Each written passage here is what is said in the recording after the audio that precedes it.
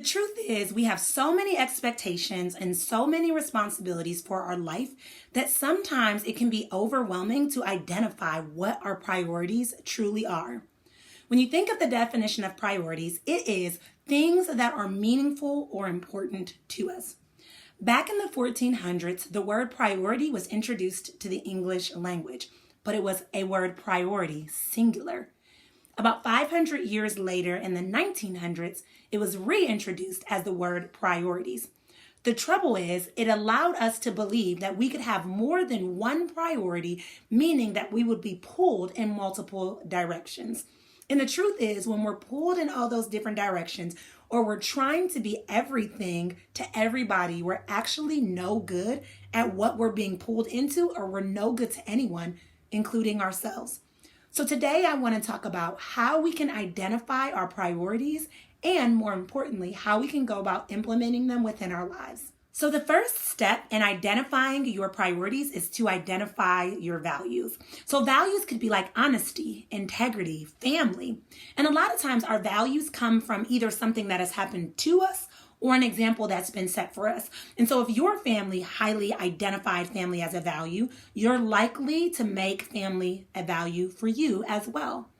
If your family, on the other hand, maybe lied a lot or was really sneaky, then maybe honesty is a value because you didn't like the outcome of it. But the first step is to identify your values. A lot of times what happens with us is we align with values that other people have for our lives and we make them our own values. We adopt them as our own. So for example, I had a client who was amazing. She was a 27-year-old attorney making like $82,000 a year. And so to us, it looked great, right? Because society standards are like she had status, she had, wealth, she was doing really well. But she was miserable because one of her most important values was family time and in relationships. And unfortunately, because she was dedicating so much time to her job and so much time to her work, she was lacking on that family and that relationship time. And so for her, when we started to talk about it, I started to ask her, like, what are your values and how did you end up in this situation? And the truth was that she began to value, quote unquote, or make herself believe that she valued, determination and hard work and staying late because that was the expectation in her company setting. When she was able to identify her values, then in turn, she was able to make some shifts and changes that she needed. So it's most important with the first step to identify your values. Take some time to be still with you and think about what's most important to you. One of the hardest questions to ask, one of the best questions to ask yourself is, if you were to be sick tomorrow or bedridden tomorrow, or God forbid, pass away tomorrow, what would you be happy that you did? A lot of times that's the quickest way to identify those things that are most valuable and important to you. The next step is to do a thorough review of your week. So just take 1 week aside and look at it. Ask yourself, like, how did I spend this week? Where did my time go? What did I do? And then the next step is to ask yourself if any of those tasks or actions that you took that week align with the values that you have. And so for me, I remember doing this activity and thinking like, wow, I do a lot for my girls and they're in all these different extracurriculars. They were in soccer, they were in dance, they were in gymnastics. And I did value, continuing to learn and honing in on talents and skills. But more importantly, I valued my family. And what I realized is while I was placing them in all of these activities, because society standards, that also looks great, being able to have the time and the money to place your kids in those activities. And that was something I couldn't do as a child. I was actually missing out on the most important value of mine, which was family time. And so when I was able to take time to reflect on that, I could see where in my schedule I was doing things that I really valued and that should be a priority and where I was lacking. And if you're like most of us, you're going to find that 90% at least, if not more, 90% of what you do has nothing to do with your priority and has nothing to do with your values. So after reviewing your schedule, your day, and your week, you want to get rid of those things that aren't a priority, that don't align with your value. And the best way to do that is to set the boundary of being okay with saying no.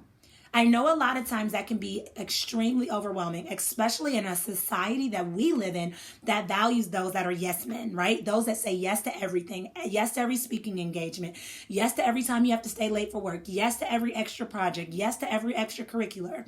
But we have to be okay with saying no. And the best way to do that is to understand that every no you say to something else is a yes you're saying to yourself. And in turn, every no that you say to something that you truly don't want to do or you truly don't value allows you to free up time and space to say yes to your values. Finally, the last step after you've said no to the things that no longer align with what you would like to prioritize is to identify what you want to put in your schedule. So now that you understand your values, what actions and steps and tasks can you add into your schedule that align with those values? What you'll start to see when you start adding in things that you enjoy doing and you look forward to and align with your values is you won't feel that tug and that pull anymore. And you'll start to feel better. Your overall well-being will start to shift and change. For my client who was working in the law firm and extending all this extra time, when she started to say no, she set a boundary and said, okay, well, I will leave every day at 5 o'clock. That doesn't make me any less disciplined. That doesn't make me any less hardworking. I'm just setting this boundary for myself. And when she did, it freed up time for her to start venturing out and creating new relationships. She's currently dating. Not only that, but she found new friends, new opportunities, new excitements, new activities to do. And so when she went into work, she actually ended up being more productive because the time that she's spending saying yes to herself allowed her to in turn be more effective at other tasks. Aligning your daily actions with what is truly important to you not only means that you're being true to yourself, but you're more able to step into your purpose confidently and unapologetically. And who wouldn't want that? Do understand that the process of identifying your values and prioritizing them is not a simple one. But when you know better, you do better. And so now you have a foolproof formula and a practical strategy that you can start to incorporate into your life as early as today to start identifying those values, to start identifying those priorities, and to make them a part of your daily life. Let me ask you, how would your life shift if you made priorities what they truly were? Comment below and let me know. Make sure you hit like and subscribe before you go. And until next time, I'll chat with you guys later.